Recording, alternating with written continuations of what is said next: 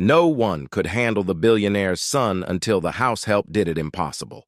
She replied to him in a way no one ever has, and what happened next would change everything. This is their story, and I promise you, you have never heard anything like it. Welcome to Eleanor Story TV. While you are here, please hit the subscribe button and comment your view on the story and where you are watching from. 19 housekeepers in 6 months. 19 people who'd walked through the towering doors of the Cole mansion with hope in their eyes, only to leave hours or days later with their dignity in pieces and terror etched across their faces. Adrian Cole, 22 years old, heir to a billion-dollar empire, stood alone in the echoing silence of his father's mansion. He smiled, not from happiness, from the cold satisfaction of winning another battle in a war nobody else knew he was fighting. But that was about to change. Because tomorrow, someone was coming who wouldn't run. The Cole mansion sat on 12 acres of manicured perfection in the wealthiest district of the city. White columns rose like ancient temples. Fountains sang with imported Italian marble. Inside, chandeliers worth more than most houses cast golden light across floors so polished you could see your soul reflected back at you. But no amount of beauty could hide the rot. Adrian Cole was a legend in all the wrong ways. The staff who remained, the chef, the groundskeeper, the security team, spoke about him in hushed, frightened tones. They'd seen him throw a laptop through a window because the Wi-Fi was slow. They'd watched him fire a tutor for suggesting he might actually need to study. They'd witnessed him reduce a personal trainer to tears by mocking her weight for 30 straight minutes. His father, Edward Cole, was one of the most powerful men in the country. Real estate, technology, investments that shaped economies. But for all his power, Edward couldn't control his own son. He'd tried everything. Therapists? Adrian manipulated them until they quit. Boarding schools? He got expelled from 3 countries. Tough love? Adrian simply disappeared for weeks, draining credit cards in Dubai or Tokyo, leaving Edward to clean up scandals involving drugs, women, and wrecked sports cars. Military school? Adrian's lawyers had him out in 48 hours. Now Adrian was back home, supposedly to learn the family business. In reality, he spent his days sleeping until 3 in the afternoon, his nights partying until dawn, and every moment in between making life hell for anyone unfortunate enough to cross his path. The morning after Mrs. Patterson fled, Edward Cole sat in his study, reviewing yet another resignation letter. His assistant, Marcus, one of the few people who'd survived working for the Coles, stood nearby, tablet in hand. "That's the 19th, sir," Marcus said quietly. Edward didn't look up. "I'm aware. Sir, with respect, we're running out of options. The agencies won't send anyone anymore. Word has gotten around about Adrian." "Then find someone who hasn't heard." Marcus hesitated. "There is one applicant. She came directly to the gate yesterday. Didn't go through an agency." "Background?" "Clean. Very clean, actually. Mara Santos, 21 years old. No formal education past high school, but she's worked 6 different jobs in the past 3 years. References check out. She's reliable, punctual, and apparently quite persistent." Edward looked up. 21? She's practically a child. "She's desperate, sir. That was clear in her application. She has 3 younger siblings she's supporting. Parents died 4 years ago in a car accident. She's been the sole provider ever since." Something flickered in Edward's eyes. Something almost human. "Send her up for an interview, but warn her about Adrian." Marcus shifted uncomfortably. "I did, sir. She said, and I quote, 'I've survived worse than a spoiled rich kid.'" For the first time in weeks, Edward Cole almost smiled. Mara Santos stood outside the Cole mansion at exactly 8 in the morning, her only professional outfit pressed and neat despite being 3 years old. Her black hair was pulled back in a simple ponytail. Her shoes were worn but polished.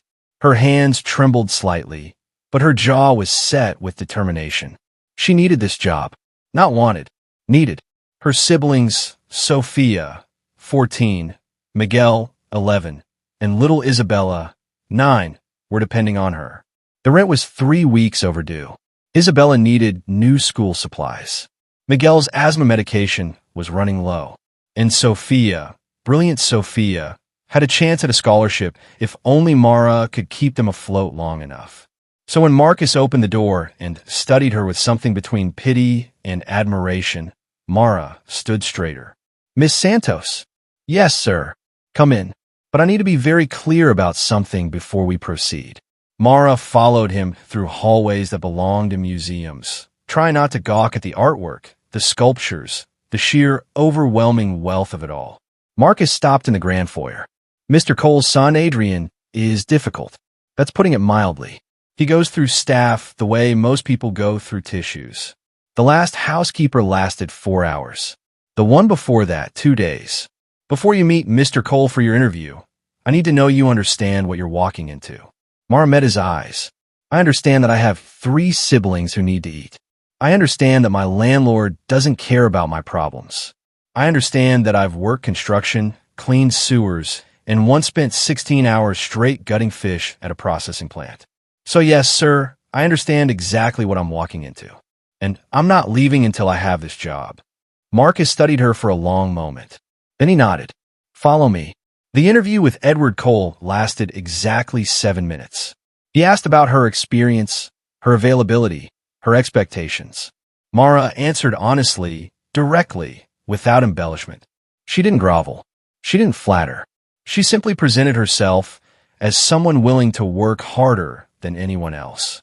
"The pay is $5,000 a month," Edward said. "Room and board included if you choose to live here, which I recommend given Adrian's schedule.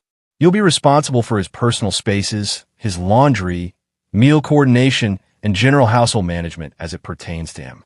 You will also act as a buffer between Adrian and the rest of the staff. $5,000 a month." Mara's current 3 jobs combined paid her $1,800. "I accept," she said before she could think about what buffer might actually mean. Edward nodded. "You start today. Marcus will show you to your quarters." "And Miss Santos?" "Yes, sir. Adrian will try to make you quit. He's very good at it. Don't take anything he says personally. It's not about you." Mara stood. "With respect, sir, when someone tries to hurt you, it's always personal. The question is whether you let it work." Edward Cole watched her leave, and for the first time in months, he felt something that might have been hope. Mara met Adrian Cole 3 hours later. She'd been unpacking her small bag in the staff quarters, a room nicer than any apartment she'd ever lived in, when Marcus knocked on her door. "He's awake," Marcus said, and the way he said it made it sound like a natural disaster warning. "He's asking for breakfast. In his room, with very specific instructions designed to be impossible." Mara grabbed the notepad Marcus offered. The list read, "Eggs Benedict, but the hollandaise must be made with Meyer lemons, not regular lemons. Toast must be sourdough, but only the center cut, not the ends, cut into exactly 1-inch squares. Coffee must be from the Ethiopian beans in the 3rd cabinet, ground fresh, brewed at exactly 200 degrees, served in the blue ceramic mug, not the white one.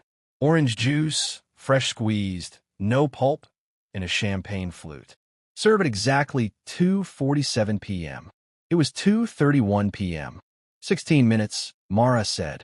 "Where's the kitchen?" Marcus blinked. "You're actually going to try? I'm going to succeed. Let's go." The kitchen was professional grade, bigger than Mara's entire childhood home. The chef, a kind-faced woman named Claire, looked up in surprise when Mara burst in. "I need eggs Benedict in 16 minutes. Can you help?" What followed was a choreographed dance of desperation. Claire handled the hollandaise while Mara poached eggs, carved perfect 1-inch bread squares, and figured out the coffee system. They found the Ethiopian beans, located the blue mug, squeezed oranges until Mara's hands ached. At 2:46 p.m., Mara placed everything on a silver tray and headed upstairs. At 2:47 p.m. exactly, she knocked on Adrian's door. "Enter." The room was enormous. Floor-to-ceiling windows overlooked the grounds. A bed the size of a small car sat unmade in the center. Clothes were scattered everywhere. Empty bottles, plates, and general chaos covered every surface. And in the middle of it all, sprawled across a leather chair like a king on a throne, was Adrian Cole. He was handsome, annoyingly so. Dark hair artfully messy, sharp jawline, eyes that were almost beautiful when they weren't filled with calculated cruelty. He wore expensive loungewear that probably cost more than Mara's monthly salary. He didn't look at her, just pointed to the table beside him. Mara set down the tray. Adrian glanced at his phone. 2:47. Impressive. Let's see if you got anything else right. He inspected each item with the focus of a surgeon. Tasted the eggs. Sipped the coffee. Examined the bread squares with a ruler he pulled from his pocket. Then, maintaining eye contact with Mara, he swept the entire tray onto the floor. Ceramic shattered. Coffee spread across white carpet. Food splattered against designer furniture. Wrong mug, Adrian said flatly. I wanted the dark blue one. This is navy. Start over. Mara stood very still. Every instinct screamed at her to either cry or throw something back at him. She did neither. Instead, she pulled out her phone, opened the Notes app, and typed for a moment. Then she held it up to Adrian. On the screen was the photo Marcus had sent her of the original instructions. She zoomed in on the words blue ceramic mug. That's what you ordered, she said calmly. That's what you received. If you want to change your order, I'm happy to make you new food. But I won't be lied to, and I won't be disrespected for following instructions perfectly. Adrian's eyes narrowed. Nobody talked to him like that. Nobody. You're fired, he said. You can't fire me. Your father hired me. Take it up with him.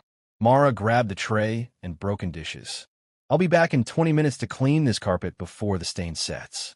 I suggest you don't track coffee through the rest of the house. She walked out before he could respond. Behind her, Adrian Cole sat in stunned silence. For the first time in his life, someone had said no. The next 2 weeks were a battlefield. Adrian tried everything. Every cruel trick he'd perfected on 19 previous housekeepers, he deployed against Mara Santos. He accidentally knocked over fresh laundry into a muddy puddle. Mara rewashed it without comment. He locked her out of the house in the rain for 3 hours. Mara sat under the portico reading a book she'd brought from the library, perfectly dry. He threw a party at 3 in the morning on a Tuesday, specifically in the rooms Mara had just cleaned.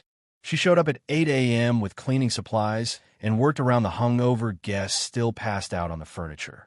He ordered complicated meals and then claimed to be allergic to random ingredients just to watch her panic. Mara started keeping detailed notes and caught him in lies by the 3rd attempt. He blasted music during her rare break times. She bought earplugs. He forgot to tell her about important schedule changes. She started checking his calendar herself. He insulted her appearance, her intelligence, her background, her family, every word designed to cut deep. Mara simply stared at him until he ran out of steam, then continued working. The other staff watched in awe. She's lasted longer than anyone, Claire whispered to Marcus during lunch one day. It's been 2 weeks. What's her secret? Marcus watched through the kitchen window as Mara calmly cleaned Adrian's sports car, which he deliberately covered in mud. She doesn't react. That's what he wants. Reaction.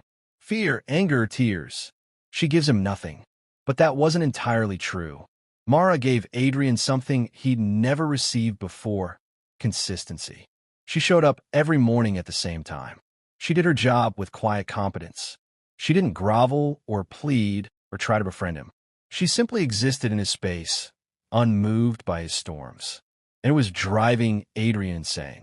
2 weeks and 4 days after Mara started, Adrian cornered her in the hallway outside his room.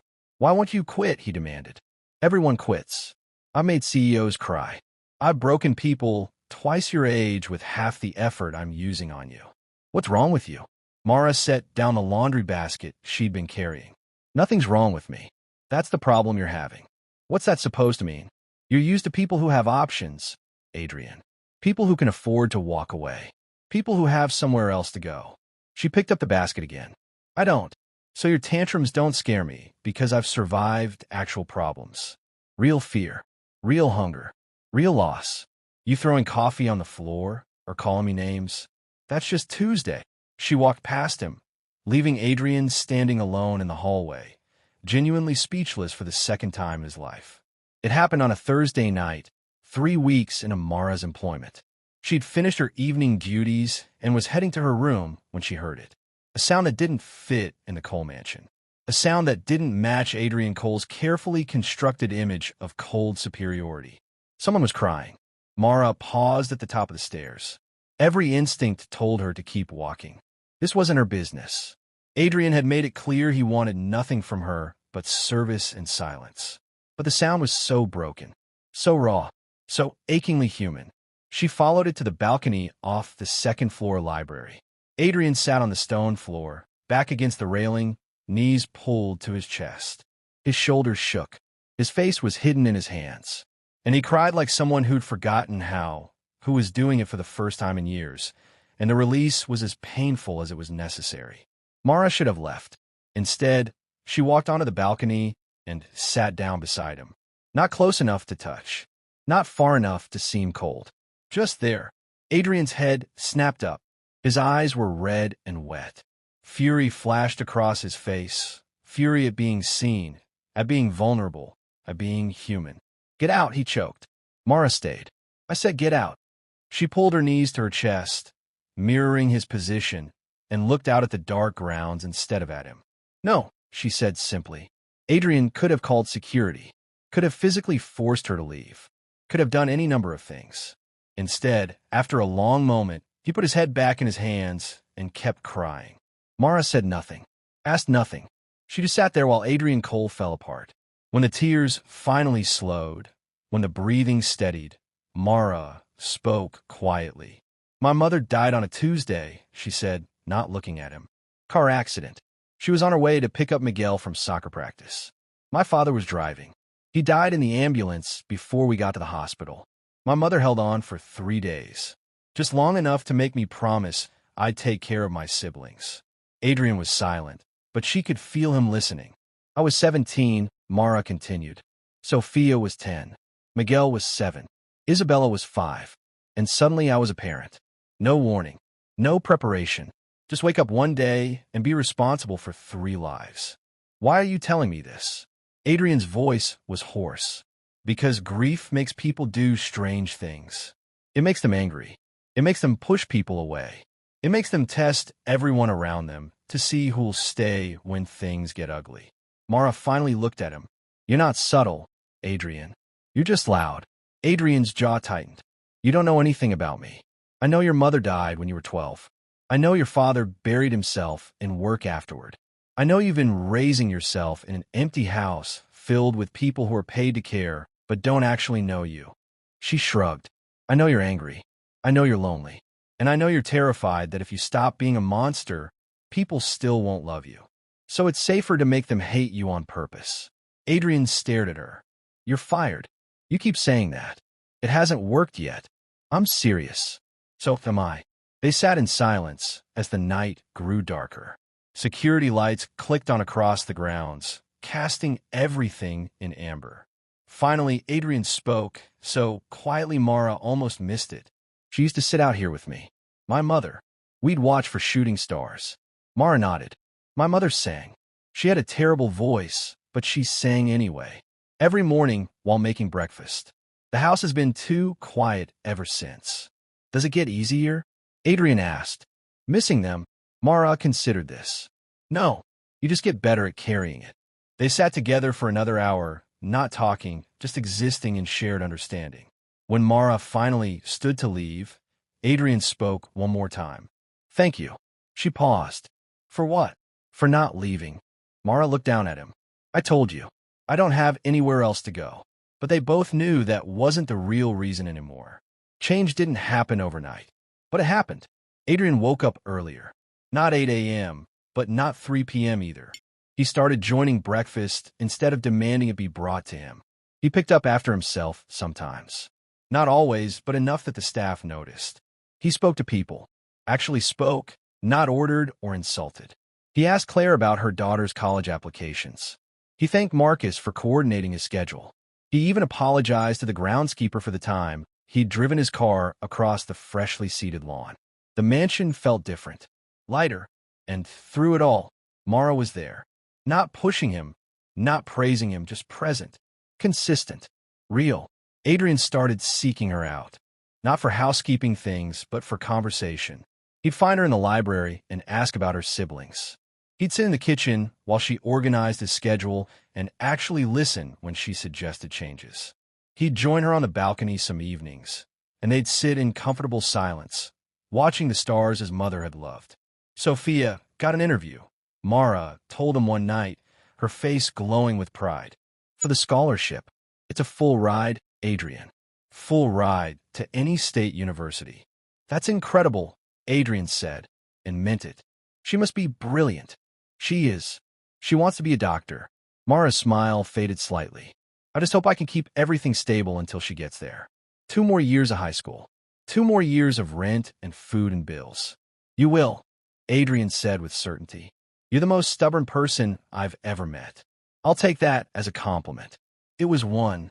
They smiled at each other, and something shifted, something neither of them was ready to name. Edward Cole watched these changes from a distance. He saw his son, really saw him for the first time in years. He saw Adrian laughing with the staff, saw him reading in the library instead of partying downtown, saw him asking about business, genuinely interested instead of contemptuous. And he saw the way Adrian looked at Mara Santos. Edward recognized that look. He'd warned himself once, looking at Adrian's mother. It terrified him. One evening, 6 weeks after Mara started, Edward summoned her to his study. She arrived promptly, still in her work clothes, professional as always. Edward didn't waste time. He slid a checkbook across his desk. Name your price, he said. Mara stared at it. Sir, to leave, to walk away and never contact Adrian again. Name any amount. The room went cold. Mara's hands trembled, but her voice stayed steady. I'm not for sale, Mr. Cole. Everyone is for sale. The only question is the price. Edward leaned back. 100,000? 200? $500,000? That would solve all your problems, Miss Santos. Your siblings would be set. You could get an education. You'd never have to work like this again. Like this. Mara's voice sharpened. You mean honestly? I mean beneath your station. Beneath my son's station. Edward's mask slipped, showing the desperation underneath. He's getting attached to you. That cannot happen. You're temporary. You're human. Mara finished. Someone who treats him like a person instead of a project. Someone who will break his heart, Edward said, and now the fear was naked in his voice. When you leave, when you realize this life isn't for you, when you find someone from your own world and move on.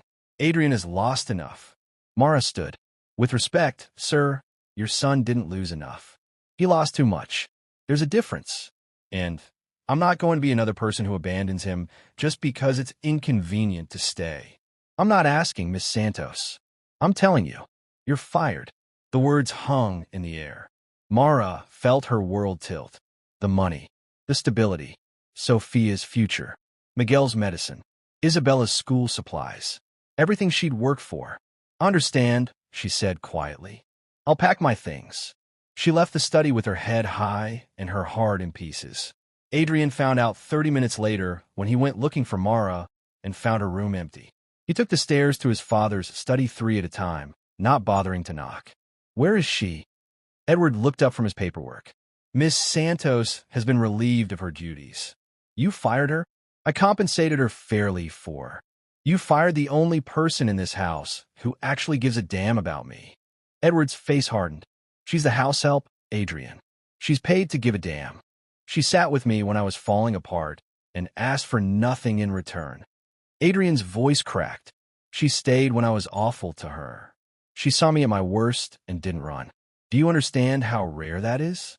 Do you understand that she's the first person since Mom died who made me want to be better?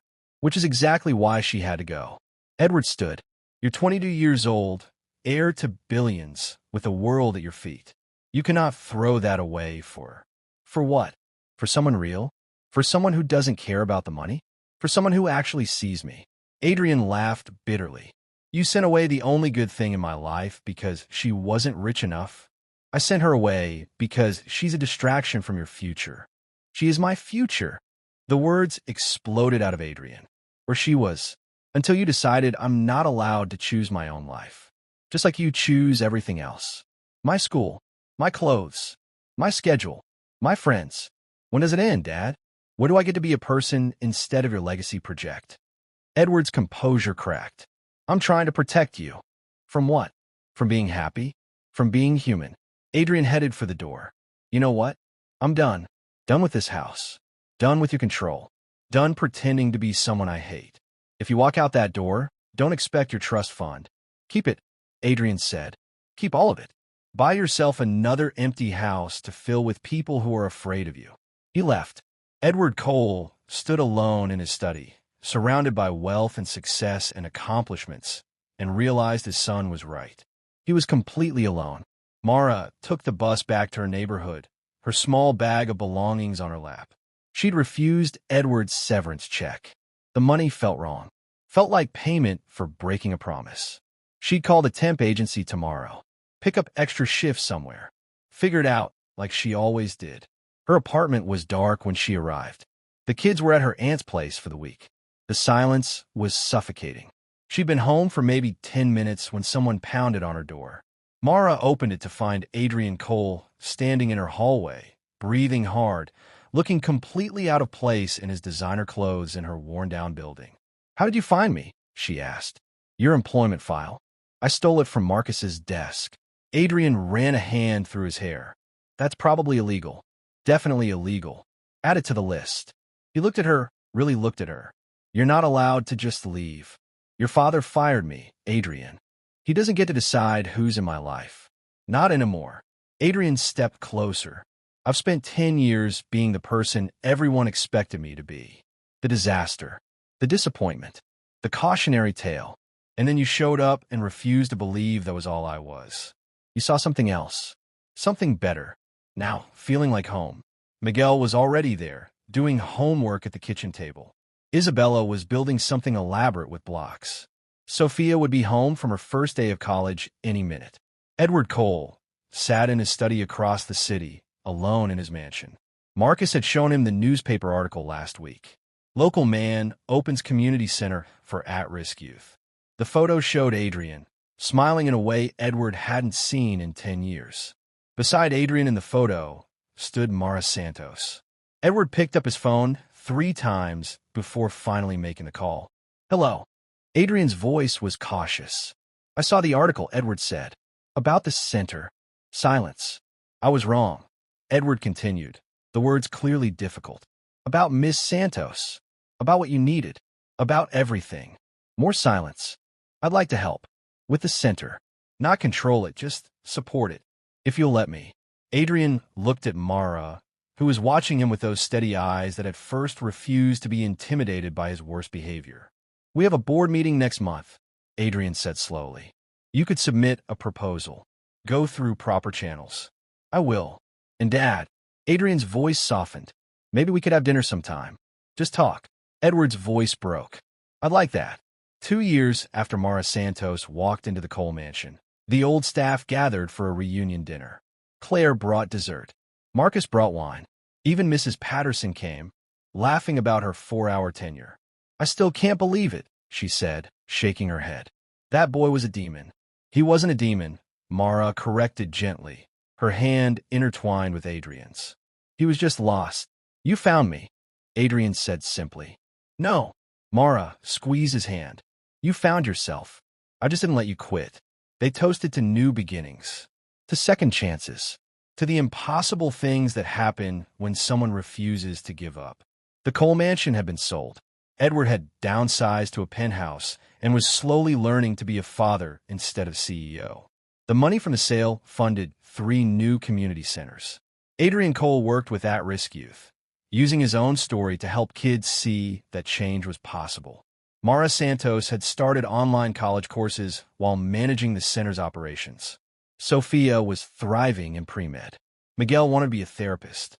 Isabella, now 11, announced she wanted to be like Mara, someone who fixes impossible things. And sometimes, on clear nights, Adrian and Mara would sit on the fire escape of their apartment and look for shooting stars, the way his mother had taught him. "Did we do the impossible thing?" Adrian asked one night. Mara thought about it. About the broken boy she'd met. About the man beside her now. About the lives they were changing. About the family they'd built from scraps and stubbornness. No, she said finally. We did something better. We did the necessary thing. The hard thing. The thing everyone said wouldn't work. But it was never impossible. It just took someone who refused to believe it was. Adrian kissed her temple. Thank you for not quitting. Thank you for being worth staying for. Above them, a star streaked across the sky. They watched it together and made wishes they'd both already earned. If this story touched your heart, don't forget to like this video, subscribe for more inspiring stories, and drop a comment below telling us what impossible thing you're going to accomplish.